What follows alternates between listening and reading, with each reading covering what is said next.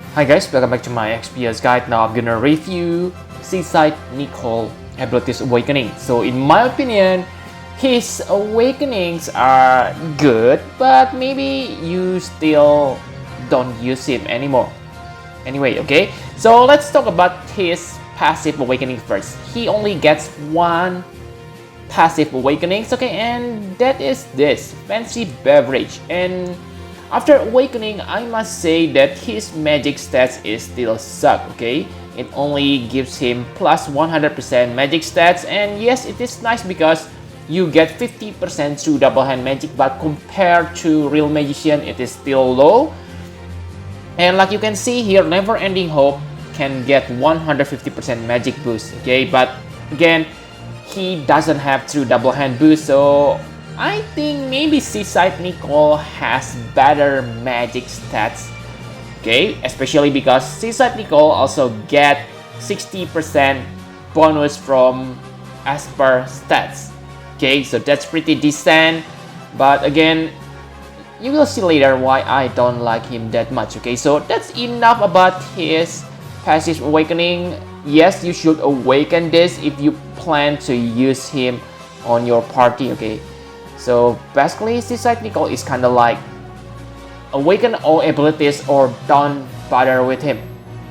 Okay, so for abilities, the first ability I want to talk is this Lifeguard Rejuvenator. For priorities, you can see it on the screen. Okay, that's my recommendation. I won't talk about the priority guide, but simply explain each ability to you.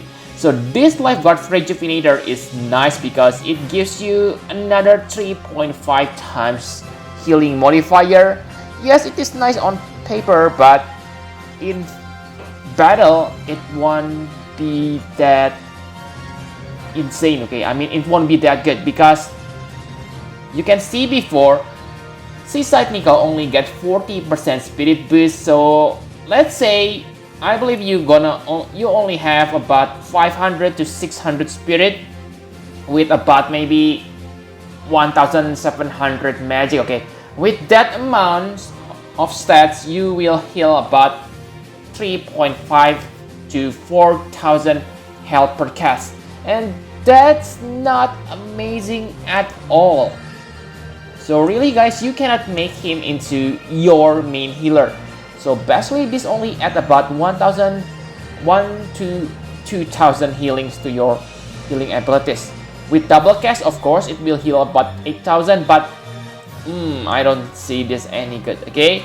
Nice, but not improve that significantly. For MP recovery, I must say it is nice, okay? 40 MP to all allies, and on the next turn it will recover another 40 MP, but I'm not sure whether you can stack this effect or not, okay? Because let's say if you're able to stack this, that means he can recover 160 MP after casting two of these abilities. Nice, but not that amazing, okay? And the reason I hate him, not hate, okay? Basically, I must say that his abilities awakening are kind of impressive, but to use them effectively on the battle, that may be not that possible. Why? First, when you use Seaside Nichol, you want to use this Lifeguard Shield on the first turn because you need general damage mitigation.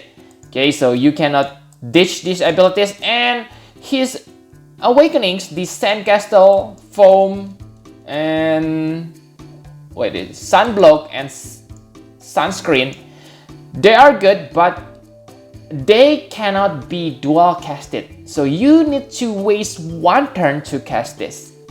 Okay, that's not a bad thing, okay? Because let's say you use that Lifeguard Rejuvenator, Lifeguard Shield on the first turn, and on the second turn, you can choose either Foam or Sandcastle, okay? And let's say you use those three. That means on the fourth turn, you need to recast your Lifeguard Shield. So when you have time to cast your offensive abilities, So that's my point.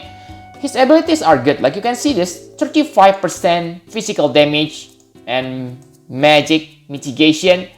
Those can be stacked with your general damage mitigation, so your party will only take little damage from enemy attack. Okay, that's good, but the durations are simply not allowing him to do offensive abilities unless you have others to back up him. So the problem is not his abilities are bad, but the problem is the duration of the spells.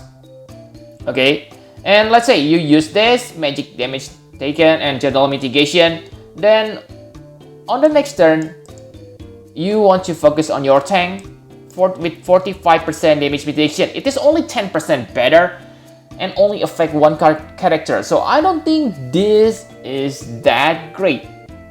Okay, the effects are nice. 50%, it is 15% more, but yeah, that makes him into pure defensive support.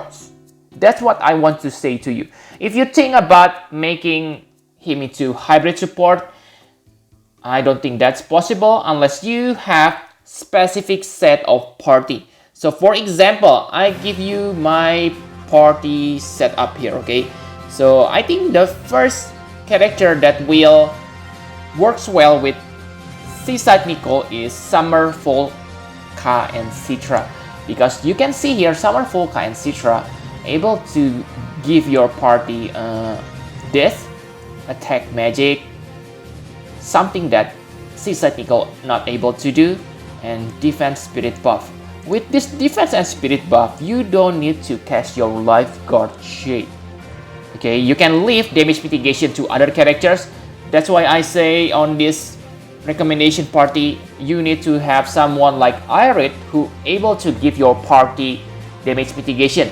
So if you have those three, simply on the first turn, make Irit cast damage mitigation, Summer, Volca, and Citra cast this defense and spirit buff or the ailments or break resist, and for Seaside Nichol, he can simply choose, okay, whether you need physical or magic mitigation on the beginning. Okay, on the second turn, you can cover your tank with this awesome 50% damage mitigation, and the rest, same. Summer, Volca, and Citra can buff your elements if on the first turn they choose to buff defense and spirit stats. And on the third turn, Seaside Nichol able to chain with Summer, Volca, and Citra. Okay, because those two have same water elemental moves. Okay, so those two will deal elemental chain. And also remember, another good thing about Seaside Nichol is he able to use able to imbue water elements. So let's say if you use Sid, Regina, or other finishers, on the second turn, you can use Seaside Nichol to give water elemental buff instead of giving your tank physical or magic mitigation. Okay, so I think for the rest, you can simply bring two tanks. So basically, Summer, Volca, and Citra, Seaside Nichol, Irit, Sid, and two tanks. So those party are perfect in my opinion. But if you want to use Seaside Nichol as your single buffer, I think that's not possible. Okay, so I think that's all you need to know about Seaside Nichol. I think he gets some potential here, but really guys, yeah, you need to gear up to manage your party really well to make him able to support your characters. Okay, so take a look on your party. Do you have someone who able to give your party general damage mitigation or defensive stats buff?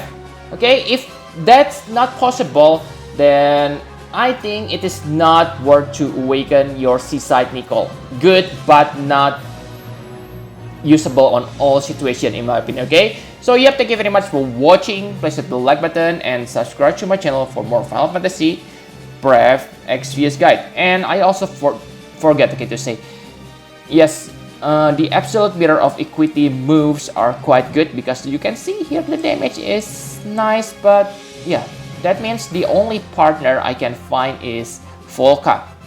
Okay, if you for Ice absolute mirror of equity, I cannot find any support or side characters that are able to do that. Okay, I think, yeah, if you want to use Seaside Nichol, use it on finisher party. Okay, that's it. Bye bye guys.